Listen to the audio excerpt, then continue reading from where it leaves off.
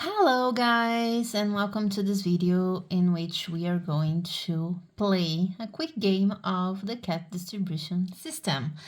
And this is a cozy RPG solo game that I created just because the idea came into my mind, and I love pocket RPGs such as this one, and I love cozy games, so then I made my own. Let's start by identifying what we need to play. Ideally, we are going to use the sixes. I got 4 here. You can get more if you want. We are probably going to use only 2 at a time. So if you have 2 d6s, that's going to be great. If you have more, that might be useful as well. So if you only have one, that's also fine. You can just roll multiple times. There are some times when we are going to roll a d100 for the chance of finding the cat that we are looking for or not looking for. So I have a d100 here. And there's also the d4. It's kind of optional. I did put in the rules that you need a d4, but the d4 really is only when you're deciding what direction you're going on the map. If you go up, down, left, or right, so you can just choose it if you want, if you feel like it's not going to impact your play. But if you want a little bit of randomness, you can roll the dice and let the dice decide for you. So I have the d4 here to do that.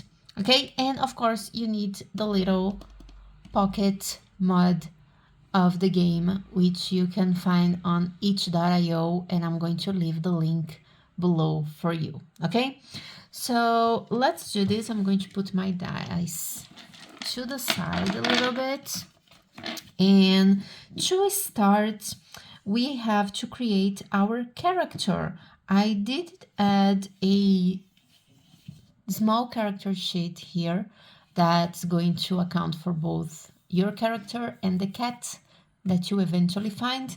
I usually don't like to use the character sheet on the books or pocket mods. I usually put them on a separate piece of paper, so then I can just have this as a reference and reuse this as much as I want. So let me just create my character at the same time as I reproduce things in here. So we need to, for character creation, we need to create a name and define appearances and things like that are fun to decide for a new character. And we can roll a d6 for each of the characters' stats. We have charisma, dexterity, direction, and patience. For charisma, we are going to use it on charming and gaining the trust of the cat. We have dexterity for sneaking up and capturing it whenever we find it in nature. We have direction for navigating the seat traps and everything. And we have patience for when we have the cat, we will take care and build trust with it. So these are the stats that we have. So I'm going to call my character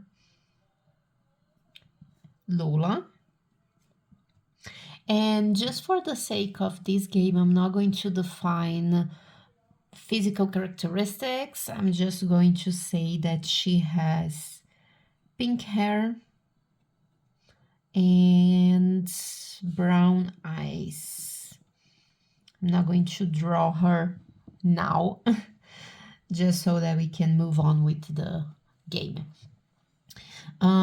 So we have charisma, dexterity, direction, and patience. And we can roll 1d4 for each. So I'm going to do this order right here. So the glittery one, the wasp one, I have a wasp inside of this one, the dark glittery one, and these like bold numbers. This is my order. Let me get my tray here. Okay, so here I have. So I started with this one. I got the number 1, which is not great. Low charisma. That's fine. And then we have this one. It's a 5 for dexterity.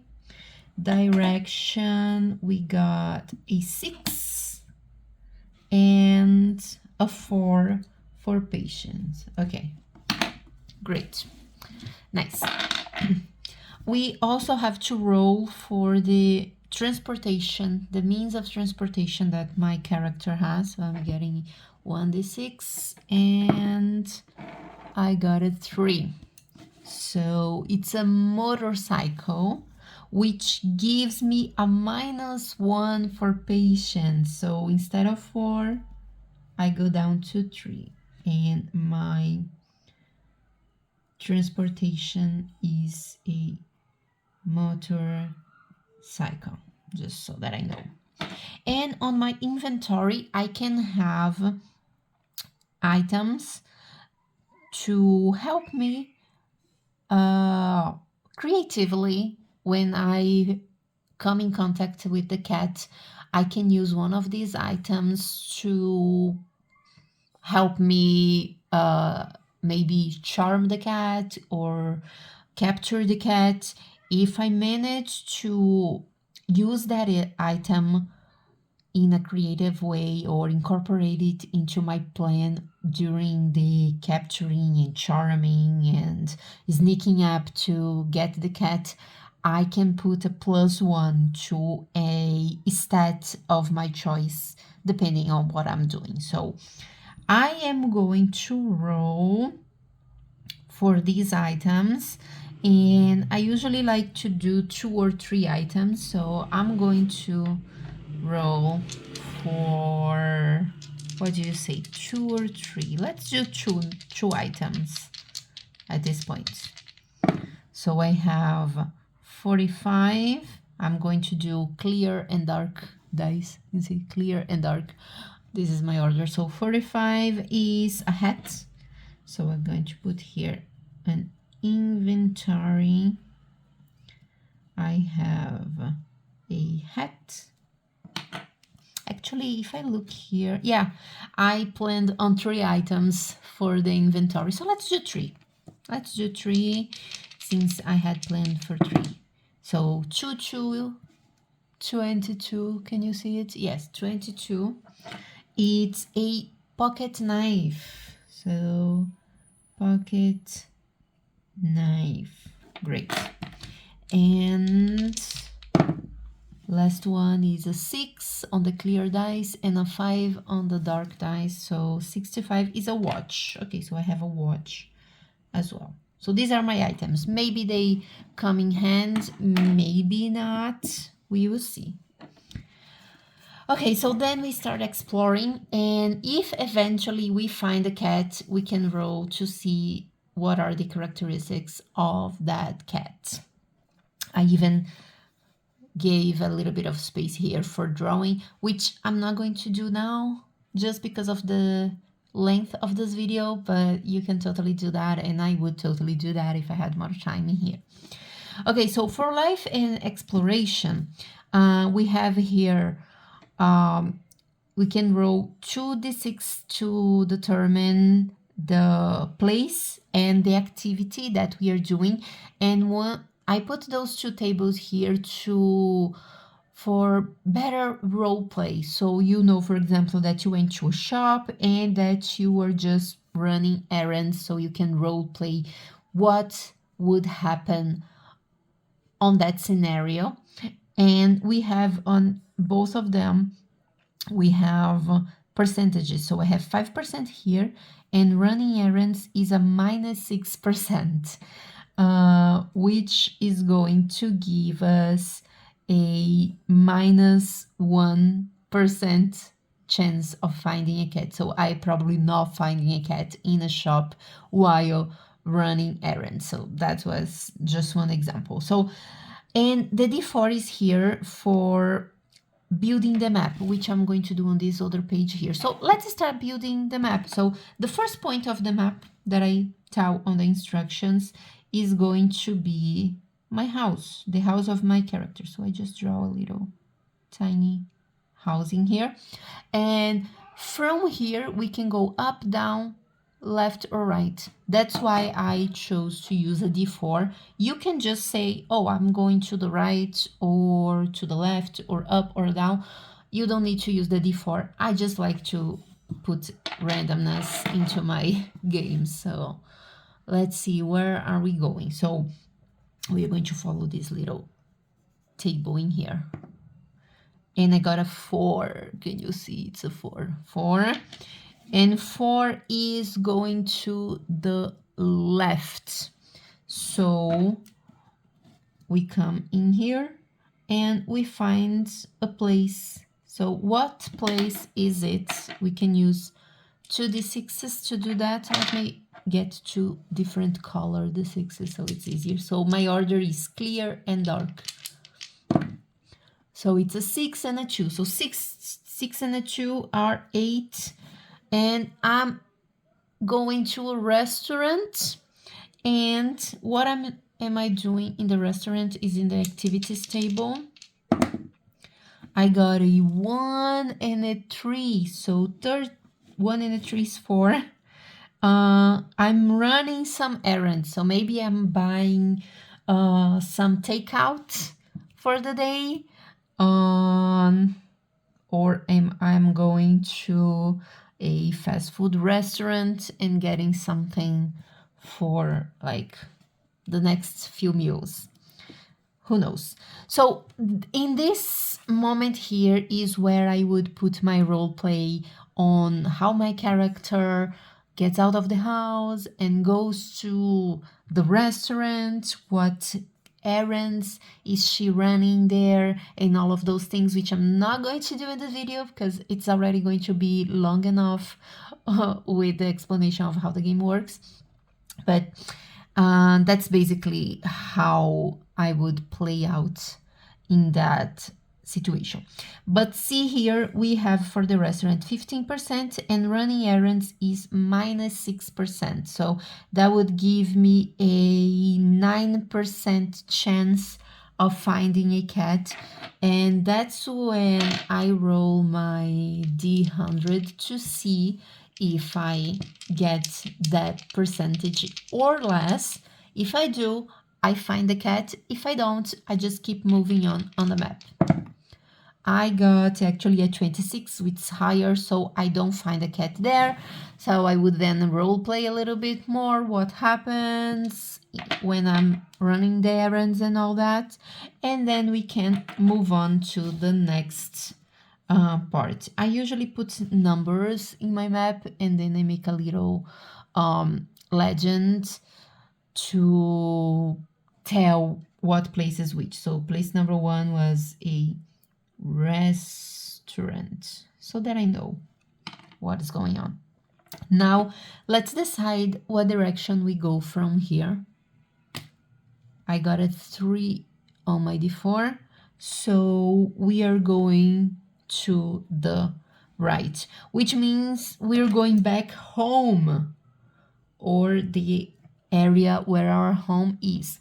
You can totally just re-roll on the roll on the activity and get a percentage to decide if you find a cat there. When I get back to home or to a place that I've already been, I either use the same percentage of the place and then an activity. If I get home, I just continue rolling my D4, or I can decide, okay, so since I'm going to the right, I'm going to right of the home. So you can do that as well. So just decide what makes sense to you. I'm going to say that I went to the right, past my house, and I am on the right here. And if you don't want to pass twice for the same point in the map, you can just if I, for example, get left from this point, I can go until the end of my constructed map here and continue with another square. So it all depends on you. So this is going to be place number 2. What is there on place number 2? I got a 4 and a 1. It's 5, an alleyway. So there's an alleyway on the side of my house. So again, opportunity for role playing. What is there on this alleyway? What do you find on the alleyway? Things like that. And what am I doing in this alleyway? I got here a 4 and a 6, which is 10. I am reading. So since it's next to my home, maybe it's an alleyway like just adjacent to my home, and I'm sitting down next to the wall of my house and reading a book. You can role play what is this book about and whatever is happening. So we have 30% and we have minus 9%, which is 21% total chance of finding the cat. Oh, this is not a D100. I'm sorry. This is a D100. I have to get lower or equal 21%. Oh, I got 28. Okay, so I don't find a cat there, unfortunately. So after a little bit of role playing, we can move on in the map. I got a number 1 here, which is up. So from here we can go up to the next square. Okay, so number 2 was an alleyway. Number 3, what is number 3? 4 and 1, it's a 5. It's an alleyway again, so we continue in the alleyway, so we can still play that. In this case here, since I got a 28% on my last finding the cat roll, and the percentage I had was 21, and it's kind of close, I could say that I heard something weird. I couldn't find the cat, but I heard something weird, so I just walked a little bit more in the alleyway up. And what did I do in this next part of the alleyway? I have 5 and 1, which is 6. Listening to music. So I close my book and I put on my earpods or something, and I started listening to music. So you can just come up with whatever it is that you want to put in that game. So I have for alleyway again 30%, and listening to music is minus 4%, which gives a 26%. We can roll again, and this time I got an 89. No cats in here. Keep role playing, keep role playing. So this is basically how the game would go. And let's imagine I find a cat, okay? So just for the sake of showing how the game works, let's imagine I came to another place here and I finally found a cat, let's say on a abandoned like terrain, abandoned house or something. Abandoned. Okay, so I found a cat there. Then once I roll and I find the cat, I can decide or roll to see what cat it is. So it is a cat with long fur. The fur is brown, long brown fur. It's a medium cat, maybe a normal sized cat, and its eyes are yellow. So a yellow-eyed, brown, long fur cat, just a regular cat. So this is my cat, and then I can roll for the cat stats in here. So we have skitchiness, speed, and cunning. So basically, how easy to scare the cat, how fast the cat is running away, and how good is the cat at avoiding being captured. So these are the stats for the cat. So again, I roll a d6 for each one of these. Let's roll. So for my cat, I have skin, speedy, and cunning. Let's roll so that I can show examples of how things work. So I have here a 2 for skittishness. I have a 2 again for speed, and I have a 1 for cunning. Now, to capture the cat, you will roll 3 times. 1 for charm, 1 for sneaking, and 1 for trapping the cat. If you succeed in 2 out of these 3 rolls, you successfully capture the cat. So it's charisma versus skittishness, dexterity versus speed, and direction versus cunning. These are the rolls we're going to make. So let's say I have my clear dice for the character and the dark dice for the cat. I roll for my character and I got a 6 plus the charisma is 1, so it's a 7. So for my first roll, I got a 7 versus for the cat, I roll a 4 plus its skittishness is 2 plus a 6. So it's a success for me. So I have 1 success.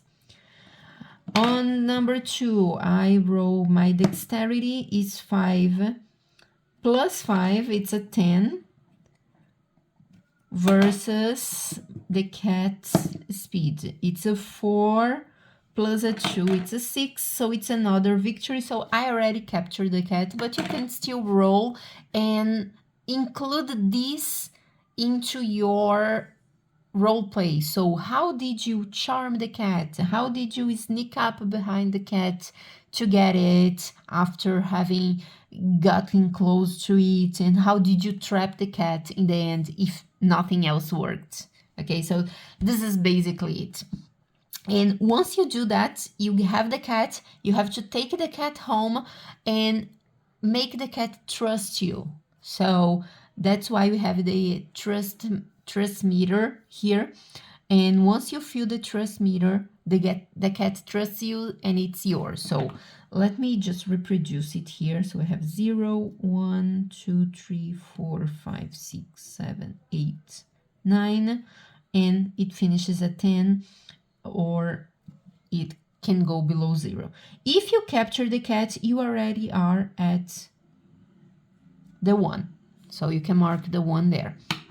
And you make the cat trust you by doing some activities with it. It can be feeding, petting, playing, grooming, having some quiet time with the cat, or going to the veterinary. And to do that, you can roll patience versus skittishness. So again, using the same dice, mine is the clear one, the cat is the darker one. So it's 5 versus 6, but it's patience versus skittishness. So it's 5 plus 3, which is going to give me an 8, versus 6 plus 2, which gives me an 8 as well. So it's a tie. I don't move anything. I stay on the same place. Let's roll for another activity. And every time you do that, you can role play what is happening during that scenario. So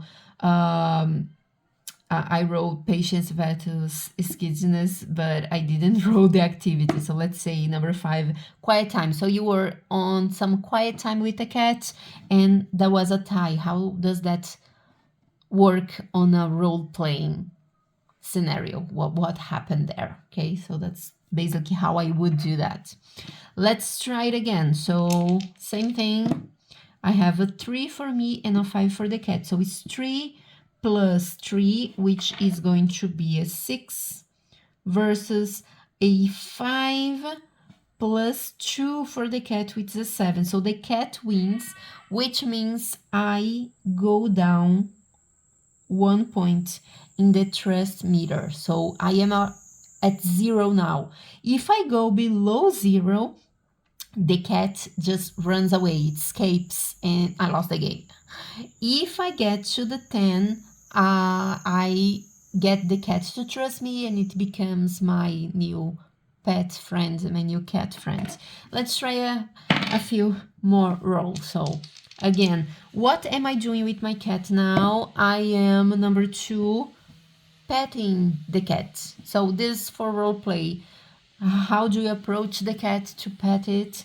And the roll now to see what happens. Okay, so it's a 6 for me, plus 3. It gives me a 9, and 1 plus 2 for the cat is a 3. So the cat probably likes to be petted, and it's happy, it's purring in my lap. So I can role play how that goes on, and I can move on to number 2. So then we play again. So what am I doing with the cat this time? A 3. We are playing now. So we are playing, and the result is a 2 and a 2. So for me, it's 2 plus 3, which is a 5, and 2 plus 2 for the cat, which is a 4. So I win again, which means I get to move up on the trust meter. I'm already at 3 now. And how does that playing with the cat goes on? He likes to play. Maybe I gave him some toys. Maybe I use one of my items to play something. I let it play with my hat or hiding my hat, and we start playing there. You can just use that. If you use one of the items in your inventory anytime, it can be in the beginning when you are capturing the cat, or it can be here when you're trying to make the cat trust you. You can add a +1 to your roll. I didn't do that, so I didn't use one of my items. If you want, you can roll more than 3 items if you feel comfortable doing that. You can just modify and adapt however you want. So that's what you do. If you succeed against the cat, you go up in the trust meter. If you don't, you go down. If you get below 0, so you start at 1 since you captured the cat, but you can go down to 0. If you go down below 0, you lost. The cat just ran away, didn't like to be with you, sorry. Maybe try another game again, another cat. But if you got to the star here, number 10, it means that the cat trusts you and it's now your new friend. So this is basically how I plan this game to go. Let me know if you play it, if you like it, if you have suggestions, or if you want to add or subtract something or modify something. Just let me know in the comments below, and remember to leave the like because it helps me a lot. Okay, bye.